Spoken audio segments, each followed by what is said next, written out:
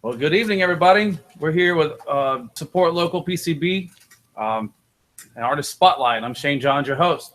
Tonight's featured artist is Angwish. We have him in the studio. Hi. Yeah. All right. So today we're going to be talking to Angwish about their upcoming tours and just different little things to get to know who these lovely Charlotte musicians are that came all the way to Panama City Beach, Florida to rock out the whole weekend with us. All right. So first up, this is Brian Belansky. Hi. And we were going to call her Brett. I'm just kidding. This is Bethany, the drummer. Hello. All right. So I'm going to step off the air a little bit and let them take it. So it goes like this. So how you guys doing? I'm doing great. Fabulously. I hope you are too, Shane. Thanks for having us. Oh, yeah, man. It's been a long ride for you today, huh? Yeah. Wow, yeah. So you still got a whole weekend ahead of you, man. This will be crazy. We're looking forward to it. Hell yeah. Totally. So as the founder of Angwish here, tell us how you were formed, how you came up with Angwish, and what was this all about? Well, an angry teenager at the time, I went through some really personal hardships in my life.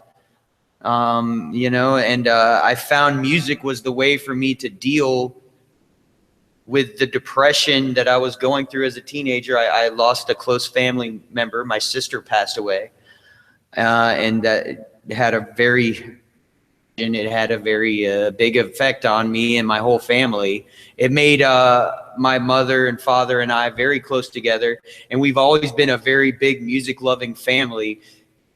Some of my earliest memories are listening to REM records, Sex Pistols records, Ramones records. So I had all that to listen to when I was 2-3 years old. And when the tragedy in the family happened in high school, obviously there was a void in my life, and I filled it with music. One of the last things my sister said to me before she passed away was that I should continue to play guitar because I was just starting at that moment in time. And she said, "Keep playing. You're great. I really believe in you, and you've got a lot of potential to do whatever you want, go around the world, be in a band." So those words really stuck in my head, and here we are many years later, still doing it, and doing it to a better effect than I think I have in the past. Awesome. Always just trying to, and one Angwish policy is to always try and one up yourself and beat whatever you did last year. You make a better album than you made last year. Go on a better tour than you did last year. Go to new countries. Go to different cities. And also just I think I really thrive off of meeting other musicians, and just like I met you on tour 4 years ago in Illinois. It seems like it was only yesterday, but 4 years passed really quickly. But that's something I thrive on too, is meeting other independent musicians and networking with them and trying to build a global music community of positivity and people that are proactive and want to get their music out there and create like a really good atmosphere for people to enjoy live music and live arts of all different kinds. Yeah, that sounds really cool, man. It's real good goals you got set there. Thank you, Shane. I was also going to ask you, so when is your next album release? Or are you just going to go on a tour? The album release is October 4th. We're going to Chicago in a couple weeks to record with Steve Albini. Yeah. I've always been a big fan of both his band, Big Black, and some of my all-time favorite records, such as like Pixies, Surfer Rosa, Nirvana, In Utero, The Breeders' first album, Pod.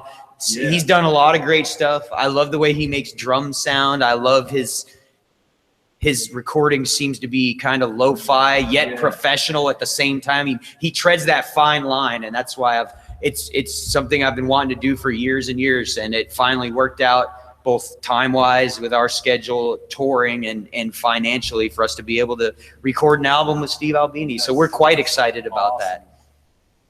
Got you in the drums. Got you playing. I've been playing on and off for about 30 years. My brother, who's about 16 months younger than me, got his first drum set when he was 14, and he set up in our garage and would practice, much to the chagrin of our neighbors. And I would go watch him, and he would just teach me basic beats. And then when I first went to college, I got my own drum set and just started playing in a bunch of local bands, and stuck with me. So that's something I've been doing on and off for a long time. That's awesome. Yeah, it's a lot of fun. It's real hard to find a female in a band that's not wanting to be the front anyway. No, I'm happy So it's hiding awesome behind my that- drum set. Yeah, I like rare talents anyway. Like, you see drummers that are females, and you look at Lenny Kravitz and stuff, but Yeah, he's got yeah, girl drummer. Yeah. but like it's cool to see it in the grunge popularity or the rock still, because most girls go to bass. Right. Yep, that's But- kind of true. So I really dig the fact that you guys are a couple, not really a couple, but like Right. a duo. I know what it's like to be in a duo. It's pretty cool. And then I want to ask you, what's your favorite song you've written and performed? That's you know what? I think my favorite is going to be the one that we're going to play in a few minutes now. It's a brand new song called It's Not Easy Being Famous, and we just played it for the first time live last week in Charlotte at a show we played in Charlotte. So this will be the second time we've played it live, and the first time that we've played it in an unplugged setting. Sweet. So I'm always really the most excited about the new stuff. So I hope everybody else will be too. Yeah, that's awesome. Well, I want to ask you, where do you think your best show was ever performed? Oh, And that's where? When? Yeah. Wow, that's a rough one. It was Europe has definitely been, as far as crowds getting into it and really appreciating the music.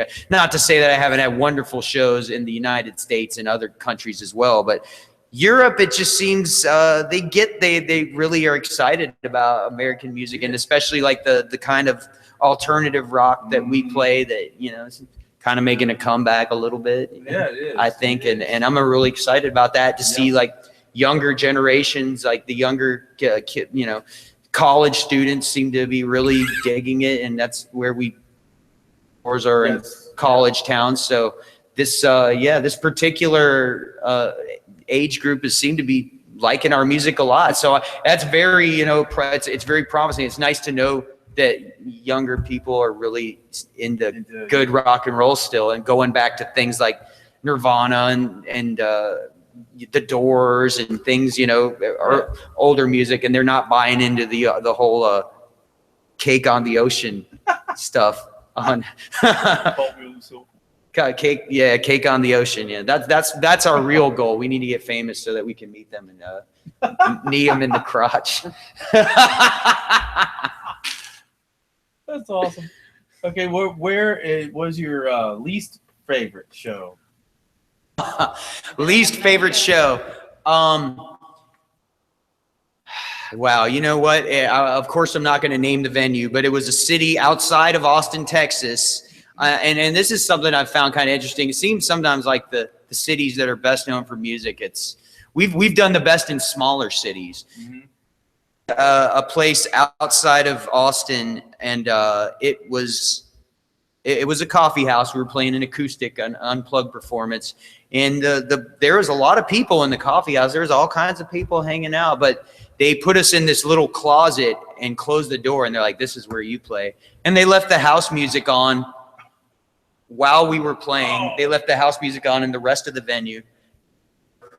What else? We went and bought beer and brought it in, and they got mad about that too, that we weren't buying their beers. But we were like, well, you know what? We're not too happy with the situation, so we're gonna smuggle beer into your venue. There you go. That's awesome. So, but yeah, being closed up in a closet in a venue, that was the weirdest part. And once again, I don't really like to speak ill of people, so I won't mention the name of the venue.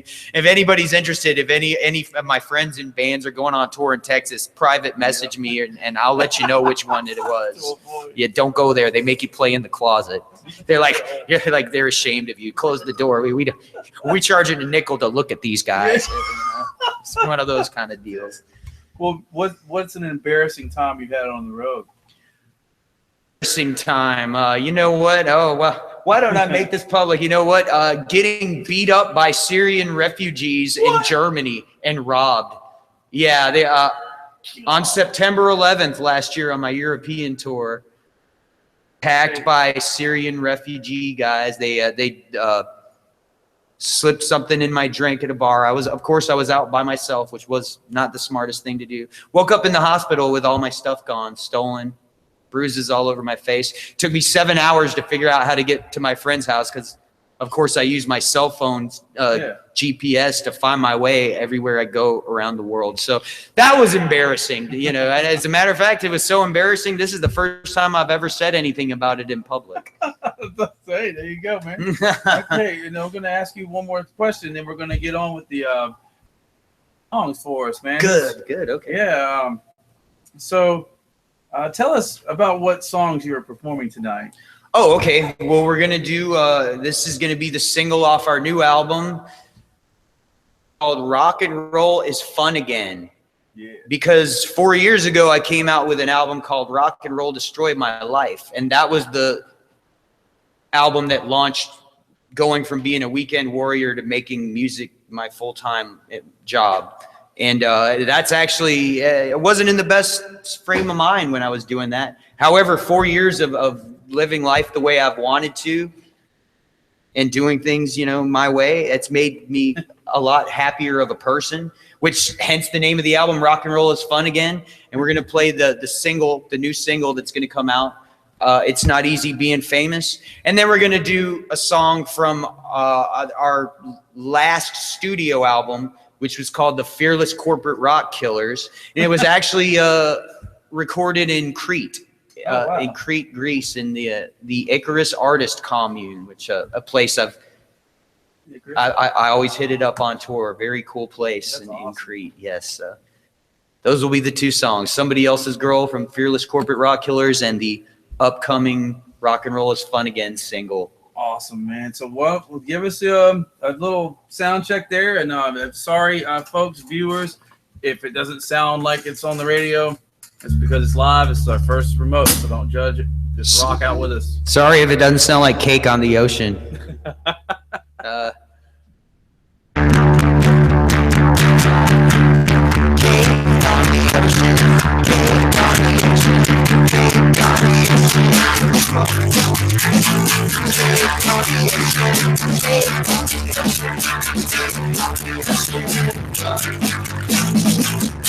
All right. Are we ready?